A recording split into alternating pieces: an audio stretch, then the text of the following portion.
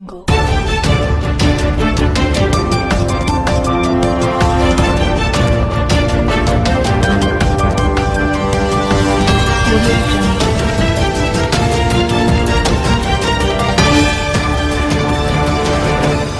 It's Exposed Time News. बिस्मिल्लाहिर्रहमानिर्रहीम। आज expose time news के प्रोग्राम आवर गेस्ट के मेहमान हैं मजहबी स्कॉलर मुमताज़ माहिर तालीम अल्लामा अब्दुल कदीर साहब। आप सरपरस्त हैं हनफिया इस्लामिक एकेडमी और आपका ताल्लुक़ जमीयत उलमाए पाकिस्तान और उनकी टाउन से है। हम इन्हें अपने स्टूडियो में खुशामदीद कहते हैं। अल्लामा साहब, ये बताइए कि इस वक्त आप एक एकेडमी रन कर रहे हैं, तो कितने बच्चे हैं और क्या किस तरह से मतलब वो आपके यहाँ सिलसिला है तालीम का, और किन बच्चों को आप फ़ौक़ियत देते हैं? सबसे पहले अल्हम्दुलिल्लाहि रब्बिल आलमीन वस्सलातु वस्सलामु अला रसूलिहिल करीम व अला कुल्लि मलाइकतिकल मुक़र्रबीन व अला इबादिल्लाहिस सालिहीन बिरहमतिका या अरहमर राहिमीन। अम्मा बाद, बहुत शुक्रिया आपका कि आपने मुझे अपने इस प्रोग्राम में दावत दिया और आपने जो है मेरे ख़यालात को अपने इस प्रोग्राम में शामिल करने के लिए मुझे मौका अता फ़रमाया है।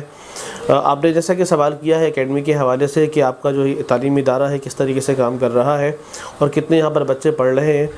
देखिए, आप जानते हैं कि हमारे माशरे में आम तौर पर तालीम तो चले पैसों से मिल जाती है, लेकिन तरबियत जो है वो पैसों से भी नहीं मिलती, क्योंकि ग़ालिबन हमारे यहाँ तालीम को जो है वो एक अर्निंग का ज़रिया बना दिया गया है और उसके अलावा तरबियत का इतना ज़्यादा फुक़दान है कि जैसे कि आप जो है ना तरबियत के हवाले से कुछ काम करना ही नहीं चाहते। मतलब बच्चा हो या पेरेंट्स हो या टीचर हो, उनका सेंटर्ड ये होता है, ऑब्जेक्टिव ये होता है कि वो किसी तरीके से इम्तिहान में अच्छे नंबर आ जाएँ।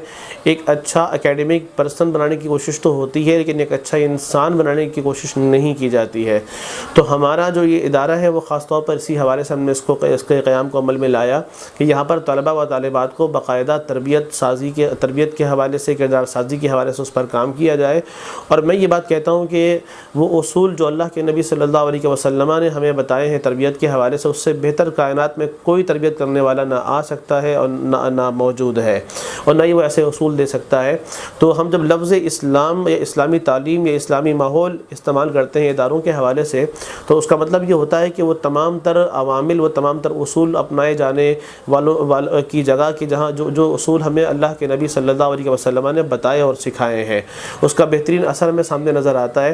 तो अल्हम्दुलिल्लाह जब हमने इस इदारे का आगाज़ किया तो हमारे पास जो है वो बहुत ज़्यादा 25 से लेकर 30 बच्चों का दाखिला हमारे पास मौजूद था, लेकिन चूँकि लोगों का एतबार, लोगों का भरोसा, लोगों का ट्रस्ट हमारे पर अल्हम्दुलिल्लाह अभी तक कायम और दायम है और अव्वल दिन से, तो लोगों ने बग़ैर किसी तामुल और तरद्दुद के माशाअल्लाह हमारे इस ऐलान पर लब्बैक कहा और तकरीबन 200 से ज़्यादा बच्चे जो है वो हमारे पास माशाअल्लाह तालीम हासिल कर रहे हैं, जिनमें मुख्तलिफ़ शोबेजात हैं। कुरान मजीद फ़ुरक़ान हमीद हिफ्ज़ करने के हवाले से उसका एक अलग शोबा है, हमने उसको बैतुल हुफ़ाज़ का नाम दिया है और वहाँ पर जो है वो 80% टाइम बच्चे जो है वो कुरान मजीद फ़ुरक़ान हमीद को सीखने में गुजारते हैं और 20% जो टाइम है वो दीनी दुनियावी तालीम को हासिल करने में वो लगाते हैं।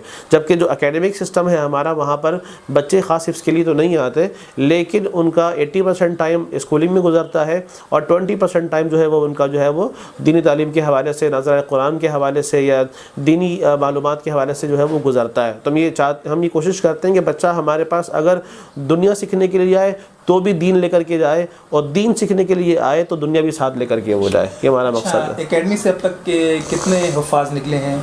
हाँ, हमारे पास जो हमारा पहला बैच एकेडमी से फ़ारिग हुआ है उसमें तकरीबन हमारे पास 4 हुफ़ाज़ इकराम थे कि जिन्होंने पहले साल में ही कुरान मजीद फ़ुरक़ान हमीद को मुकम्मल करके हमसे जो सर्टिफ़िकेट लिया है।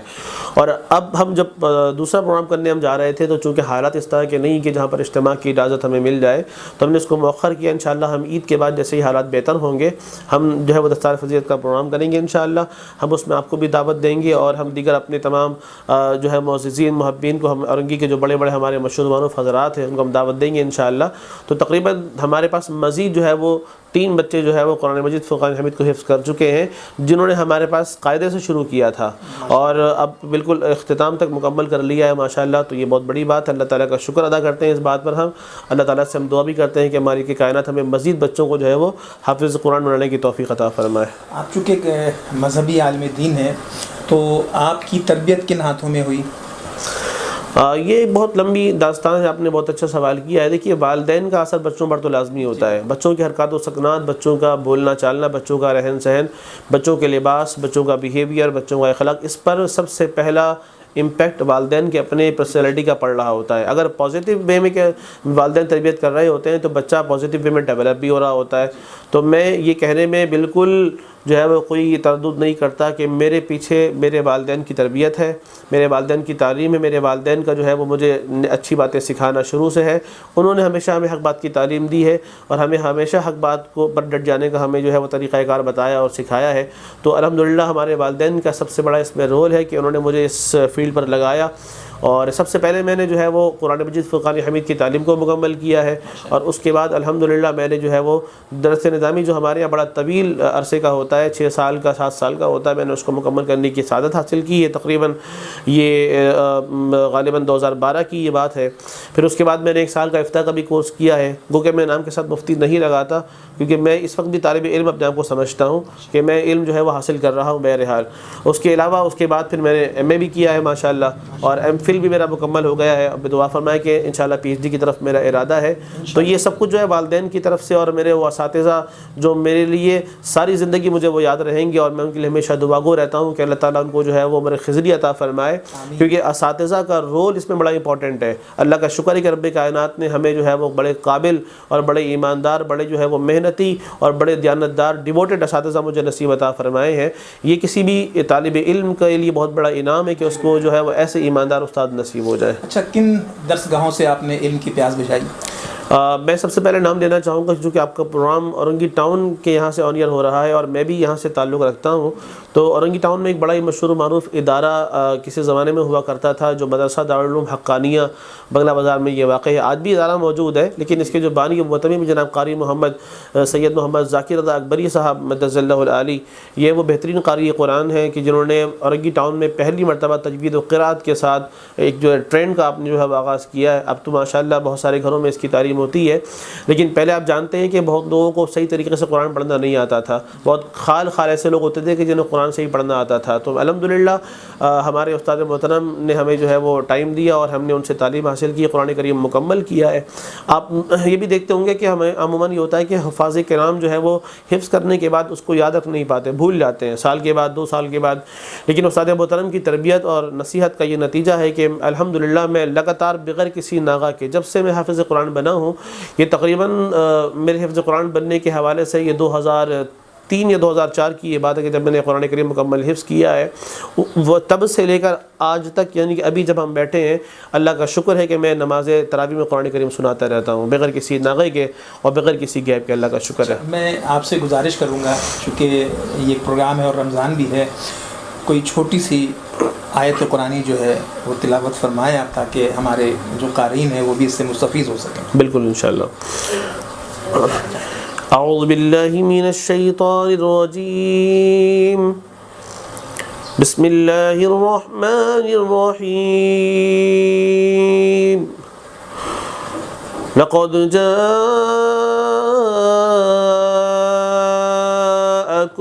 رسول من انفسکم عزیز علیہ ما عنتم عزیز علیہ ما عنتم حریص علیکم بالمؤمنین رؤوف رحیم، فَإِن تَوَلَّوْا فَقُلْ حَسْبِيَ اللَّهُ لَا إِلَٰهَ إِلَّا هُوَ عَلَيْهِ تَوَكَّلْتُ وَهُوَ رَبُّ الْعَرْشِ الْعَظِيمِ، صدق اللہ العظیم۔ قاری صاحب، جمعیت علماء پاکستان میں کیسے آنا ہوا؟ جی ماشاءاللہ اس کی بہت لمبی تفصیلات ہیں۔ سب سے پہلی بات تو یہ ہے کہ میں بہت زیادہ انسپائر ہوں، ایک بہت عظیم شخصیت پاکستان میں گزری ہیں علماء کرام میں، جناب قائد ملت اسلامیہ علامہ شاہ احمد نورانی صدیقی رحمۃ اللہ تعالیٰ علیہ۔ ان کی شخصیت کے حوالے سے ہر کوئی پاکستان کا بچہ جانتا اور پہچانتا ہے۔ تو میں بچپنے سے ہی ان سے بڑا انسپائر تھا، ان کی تلاوت، ان کا خطاب، ان کا انداز اور ان کا تقویٰ، ان کی عبادت اور ان کا جو ہے وہ جد و جہد کرنا کسی بھی ظلم کے خلاف، اور ان کا ایک جو ہے بڑا زبردست اور بولڈ طریقے سے آواز کو بلند کرنا، یعنی کہ سیاست کو بطور عبادت اگر آپ کو اس کی مثال پیش کرنی ہے تو میں آپ کو قائد ملت اسلامیہ کی مثال پیش کر سکتا ہوں کہ آپ نے سیاست کو عبادت کے طور پر سمجھا ہے۔ آپ نے اس سے کوئی اپنی ذاتی پراپرٹی نہیں بنائی، آپ نے اس سے کوئی ذاتی اپنا بینک بیلنس نہیں بنایا، آپ نے سیاست کو اسلام کے لیے آپ نے جو ہے وہ استعمال کیا ہے۔ اور میں یہ بات کہوں آپ کے سامنے کہ آج ہم دیکھتے ہیں کہ ختم نبوت پر بہت بڑے بڑے حملے ہوتے ہیں اور قادیانی کو جگہ جگہ پر جو ہے پروموٹ کرنے کی کوشش کی جاتی ہے۔ قادیانی کا راستہ قیامت تک کے لیے جس شخصیت نے بند کیا ہے، آئین کو پاس کروا کے اور آئین میں لکھوا کر کے کہ وہ غیر مسلم ہے، وہ کافر ہیں، وہ مسلمان نہیں ہیں، یہ قائد ملت اسلامیہ کی ذات ہے۔ تو میں بچپنے سے ان سے انسپائر تھا، اور یہ جمعیت علماء پاکستان کے جو بانی ہیں، جو بڑے ہیں، جو قائد جمعیت ہے، وہ علامہ شاہ احمد نورانی صدیقی رحمۃ اللہ تعالیٰ علیہ ہیں۔ ایک تو یہ بات ہے۔ دوسری بات یہ ہے کہ میں ذاتی طور پر یہ سمجھتا ہوں کہ ہر انسان، ایک مسلمان کو جو ہے وہ اسلامی نظام کو نافذ کرنے کے حوالے سے جد و جہد کرنا چاہیے، اور اس جد و جہد میں اس کی زندگی کسی نہ کسی طریقے سے جو ہے وہ انوالو ہو۔ یعنی کہ لازمی نہیں کہ آپ جو ہے وہ بینر لگا کر کے روڈ پر آپ آئیں تو بھی آپ کہلائیں گے۔ اگر آپ یہاں سے بیٹھ کر شمارہ نکال کر کے ختم نبوت پر یا نظام مصطفیٰ کے اوپر بات کر کے راستے کو ہموار کرتے ہیں تو آپ کا بھی حصہ اس میں شامل ہو جاتا ہے۔ تو ہر مسلمان جو ہے وہ نظام مصطفیٰ صلی اللہ علیہ وسلم کا داعی ہونا چاہیے، اور اس کے نظام کے لیے اس کی کوشش کسی نہ کسی حد تک ہونا چاہیے۔ اگر کوئی بچہ، کوئی استاد، کوئی قاری گھر میں بیٹھ کر قرآن شریف بچوں کو پڑھا رہا ہے تو میں کہتا ہوں کہ وہ بھی اللہ کے نظام کو جو ہے وہ نافذ کرنے میں معاون ہے اور تعاون کر رہا ہے۔ کوئی امام اگر مسجد میں ممبر میں بیٹھ کر نظام مصطفیٰ کی بات کر رہا ہے اور موجودہ مغربی اور سیکولر نظام کو جو ہے وہ کنڈیم کر رہا ہے تو میں یہ بات سمجھتا ہوں کہ وہ بھی نظام مصطفیٰ کا جو ہے وہ سپاہی ہے۔ تو دو وجوہات، ایک تو قائد ملت اسلامیہ کی ذات بابرکات سے انسپریشن، اور دوسری بات جو ہے وہ نظام مصطفیٰ کے حوالے سے کوشش کرنے کے لیے کوئی ایسی جماعت یا پلیٹ فارم مجھے مل جائے جو سچی بھی ہو۔ تو میں نے الحمدللہ اس جماعت کو میں نے جو ہے وہ سچا پایا شروع سے لے کر اب تک۔ ختم نبوت کے حوالے سے بڑے بڑے جو ہے وہ کارنامے، بڑے بڑی جو ہے وہ خدمات، بڑی بڑی جو ہے وہ جد و جہد، جن میں بے شمار نام موجود ہیں ماشاءاللہ، مجاہد ختم نبوت بڑے بڑے ماشاءاللہ موجود ہیں۔ تو میں اس خاص طور پر حضور صلی اللہ علیہ وسلم کے خاتم النبیین کے عقیدے کی پاسداری کے لیے اور اس نظام کو نافذ کرنے کے حوالے سے جد و جہد میں شامل ہونے کے لیے میں نے انتخاب کیا کہ میں جمعیت علماء پاکستان کا حصہ بن جاؤں۔ اچھا مولانا صاحب، یہ اس وقت قادیانیوں کے حوالے سے جو معاملات چل رہے ہیں، خاص طور پہ اس گورنمنٹ کے آنے کے بعد سے، چاہے وہ حج فارم کا مسئلہ ہو یا شناختی کارڈ میں ان کے اندراج کا معاملہ ہو یا ابھی ان کو اقلیت ڈکلیئر کرنے کا معاملہ ہو، تو میرا آپ سے یہ سوال ہے کہ قادیانی نہ کوئی مذہب ہے، نہ کوئی فرقہ ہے، بلکہ یہ ایک فتنہ ہے۔ فتنہ ہے، بالکل ٹھیک ہے۔ تو ہمارے ویورز کو یہ بتائیں کہ جو آج کل سوشل میڈیا کا استعمال وہ بھی کر رہے ہیں، تو کس طرح ہمیں ان سے بچنا چاہیے؟ دیکھیں، سب سے پہلی بات تو یہاں پر یہ کنفیوژن پیدا کی جاتی ہے کہ قادیانی جو ہے وہ شاید اقلیت والے لوگ ہیں۔ اقلیت میں ان لوگوں کو شامل کیا جاتا ہے جس کا کوئی اپنا مذہب ہوتا ہے ذاتی، ہو چاہے ہندو ہو، چاہے مجوسی ہو، چاہے وہ آگ کی پوجا کرنے والا ہو، چاہے وہ عیسائی ہو، چاہے یہودی ہو۔ قادیانی کا اپنا کوئی مذہب نہیں ہے، یہ مذہب کوئی ایکسیپٹیبل نہیں، یہ اپنے آپ کو مسلمان کہتے ہیں، یہ اپنے آپ کو مسلمان سمجھتے ہیں، یہ اپنے آپ کو جو ہے وہ توحیدی سمجھتے ہیں، یہ اپنے آپ کو جو ہے وہ مسلمانوں کی طرح کا جنتی سمجھتے ہیں۔ تو قادیانیت it self is not a minority people, یہ کوئی سیلف یہ مذہب نہیں ہے، یہ مرتد لوگ ہیں، کیونکہ انہوں نے پہلے اسلام قبول کیا، بعد میں جو ہے اسلام سے یہ پھر گئے، خاتم النبیین کو نہیں مانا۔ یہ کہتے ہیں نماز بھی ہے، روزہ بھی ہے، زکوٰۃ بھی ہے، حج بھی ہے، سب چیزیں یہ اسلام سے لیتے ہیں اور اسلام کے خاتم النبیین کے عقیدے پر یہ قائم نہیں رہنا چاہتے۔ تو قادیانی سب سے پہلی بات تو یہ ان کا شمار اقلیت میں ہوتا ہی نہیں ہے۔ اور میں آپ کو یہ بتانا چاہتا ہوں کہ ہمارے یہاں بدقسمتی کے ساتھ جب بھی کوئی حکومتیں آتی ہیں پاکستان میں تو وہ مغرب کو نوازنا وہ چاہتی ہیں اور انٹرنیشنل جو ہے وہ توجہ حاصل کرنا وہ چاہتی ہیں۔ ماضی کے دور میں آپ دیکھتے ہیں کہ آسیہ ملعونہ کو کس طریقے سے جو ہے وہ یہاں سے بھگوایا گیا بڑی پلاننگ کے تحت، اور باقاعدہ اس کے اس خدمات کو، اس کی تعریفات کو جو ہے انٹرنیشنل بک میں ریکارڈ بھی کیا گیا ہے، اور عالمی دنیا نے موجودہ وزیر اعظم کی بہت تعریف کی کہ انہوں نے جناب آسیہ ملعونہ کو یہاں سے نکلوانے میں بڑی مدد کی ہے۔ بہرحال اور اس کے ساتھ چند لوگ جس طرح فواد چودھری صاحب ہیں، دیگر لوگ ہیں جو ہمیشہ علماء کرام پر بھوکنے کے بہانے وہ تلاش کرتے رہتے ہیں. تو میں یہ بتانا چاہتا ہوں کہ آپ تک جتنے بھی حکمران ہمارے پاس یہاں پر آئے ان کا مطمع نظر مغربی آگاؤں کو خوش کرنا ہوتا تھا. میں تو بھٹو صاحب کو مبارکباد پیش کرتا ہوں کہ جن کی موجودگی میں جو ہے وہ ختم نبوت کا بل پاس ہوا ہے. اور مولانا نورانی یہ بات کہتے تھے کہ اگر ان کو کوئی چیز بخشوائے گی تو یہ چیز بخشوا دے گی. اگر اللہ کی بارگاہ میں یہ قبول ہو گیا تو بھٹو کے لیے زندگی میں ایک یہ عمل ہی کافی ہے اس کو جنت میں لے کر کے جانے کے لیے. تو میں کہتا ہوں ان حکمرانوں کو چاہیے کہ یہ غیرت کھائیں اور اللہ تعالیٰ اس کے رسول کو جو ہے وہ اپنے سامنے رکھیں, مغربی آقاؤں کو خوش کرنے کی بات نہ کریں. اور آج بھی یہی ہو رہا ہے کہ یہاں پر جو ہے وہ جناب اقلیت کو جو ہے وہ حقوق دینے کی آڑ میں آپ سکھوں کو حقوق دیں, ہم کس نے منع کیا ہے؟ آپ ہندو کو حقوق دیں, کس نے منع کیا ہے؟ آپ عیسائی کو حقوق دیں, کس نے منع کیا ہے؟ لیکن قادیانی کو پروموٹ کرنا یہ کوئی مذہب نہیں ہے, یہ کوئی فرقہ نہیں ہے, نہ تو یہ اقلیت کے لوگ ہیں. یہ فتنہ ہے, یہ مرتدین میں سے یہ لوگ ہیں. ان کا شمار کسی بھی مذہب میں, کسی بھی جماعت میں, کسی بھی فرقے میں نہیں ہو سکتا ہے. یہ مسلمانوں کے درمیان درار ڈالنے والے لوگ ہیں. اور سیدنا صدیق اکبر رضی اللہ تعالیٰ عنہ کا قدم بڑا زبردست ہے قادیانیوں کے حوالے سے, ختم نبوت کے منکرین کے حوالے سے. آپ نے فرمایا کہ میں ان کے خلاف جہاد کروں گا, جبکہ اس زمانے میں مدینے کو اسٹیبل کرنا ضروری تھا, اسلامی سلطنت کو محفوظ کرنا ضروری تھا. صحابہ کرام نے کہا کہ آپ نئے محاذ کھول رہے ہیں. تو صدیق اکبر نے فرمایا کہ نہیں, میں ان کے خلاف جہاد کروں گا یہاں تک کہ ایک ایک منکر ختم نبوت کا خاتمہ نہیں ہو جائے. اور آپ دیکھتے ہیں کہ جنگ یمامہ ہوئی, بڑی بڑی جنگیں اس زمانے میں ہوئی ہیں.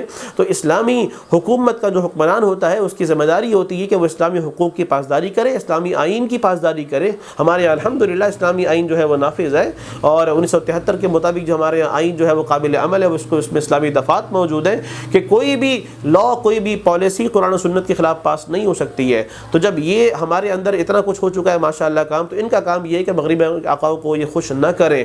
دیگر حوالوں سے ہم نے کبھی نہیں کہا کہ آپ ان کے گھر میں بمباری کروا دیں, ہم نے کبھی نہیں کہا کہ آپ جو ہے ان کو یہاں سے پاکستان سے باہر نکلوا دیں, ہم نے کبھی نہیں کہا. ہاں, جو شہری کے حقوق ہونے چاہیے وہ ان کو ملنے چاہیے, ہم نے اس سے کبھی انکار نہیں کیا ہے, لیکن وہ اقلیت میں بھی شامل نہیں ہے. وہ ایک فتنہ ہے. بطور شہری اگر وہ یہاں پر رہنا وہ چاہتے ہیں تو بہرحال وہ رہے. لیکن میں آپ کو بتاؤں انٹرنیشنل یہ سازش ہمیشہ سے ہو رہی ہے, اور دنیا بھر میں جو ہے وہ قادیانیت کو بڑا جو ہے وہ سپورٹ کیا جاتا ہے, بڑا ان کو آسانی کی جاتی ہے, فیسیلیٹیٹ کیا جاتا ہے. پاکستان میں ان کے لیے زمین بہت تنگ ہے الحمدللہ, اور ان کے لیے پنپنے کی جگہ موجود یہاں پر نہیں ہے. لیکن پوری دنیا, پوری لابی پاکستان میں جو ہے وہ اس وقت انوالو ہو چکی ہے, اور نگاہ گاڑی بھی ہے. اور وہ یہ چاہتے ہیں کہ پاکستان میں بھی قادیانی کو وہی فیسیلیٹیٹ کیا جائے کہ جو امریکہ میں ہو رہا ہے, جو برطانیہ میں ہو رہا ہے, جو دیگر ممالک میں ہو رہا ہے. تو یہ بہت بڑا ایک فتنہ ہے. اور میں آپ کو یہ بتانا چاہتا ہوں کہ یہ گروہ, یہ فتنہ صرف اسلام کے لیے زہر قاتل نہیں ہے, یہ پاکستان کے لیے بھی زہر قاتل ہے. ان کے آبجیکٹو میں, ان کے مشن میں یہ بات شامل ہے کہ پاکستان کو توڑنا ہے.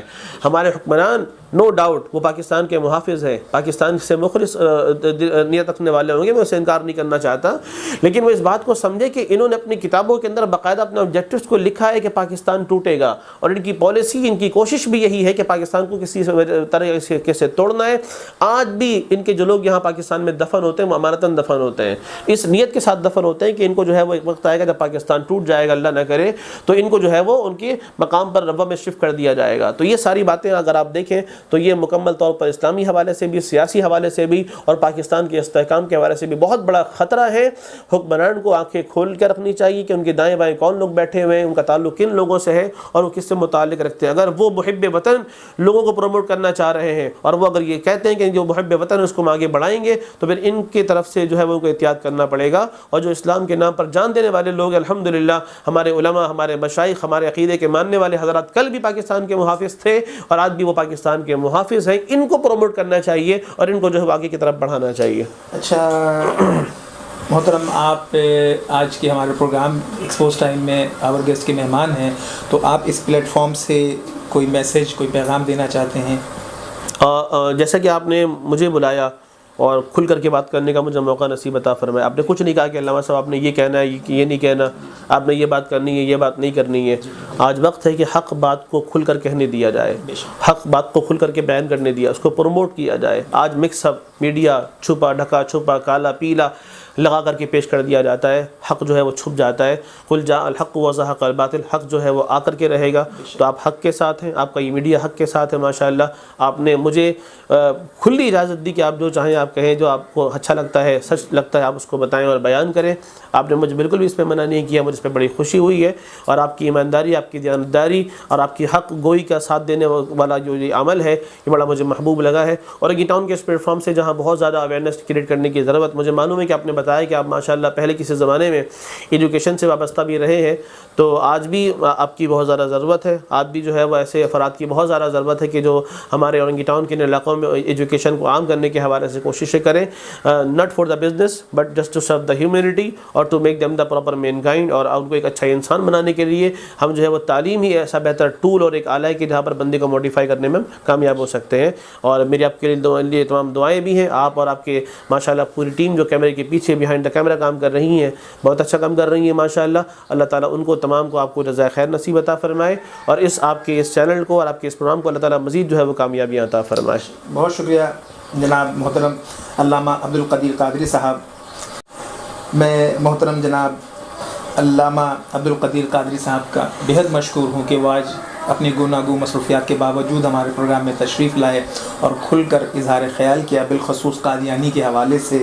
میں یہاں یہ بتانا چاہوں گا کہ 1973 کے آئین میں قادیانیوں کو ڈکلیئر کر دیا گیا ہے کہ وہ غیر مسلم ہیں۔ قادیانی ایک فتنہ ہے، یہ نہ کوئی گروہ ہے، نہ کوئی مذہب ہے، اور اس تمام معاملات میں جو ہمارے علماء کرام کا کردار ہے وہ بہت احسن ہے، بالخصوص علامہ شاہ احمد نورانی صاحب کا، مفتی محمود صاحب کا، اس دور کے جو جید علماء کرام ہیں، اور بالخصوص میں ذوالفقار علی بھٹو صاحب کی اس بات کو کہ وہ جنتی ہیں، اور اللہ ان کو جنت الفردوس میں اعلیٰ مقام عطا فرمائے کہ انہوں نے قادیانیوں کے لیے یہ چیپٹر ہمیشہ کے لیے کلوز کر دیا ہے۔ میں آپ تمام ویورز کا بہت شکر گزار ہوں۔ آپ کو یہ چینل پسند آیا ہو تو اس کو سبسکرائب کریں، لائک کریں اور کمنٹس کریں۔ میں جناب عبدالقدیر صاحب کا بھی بہت شکر گزار ہوں۔ جزاک اللہ، بہت شکریہ۔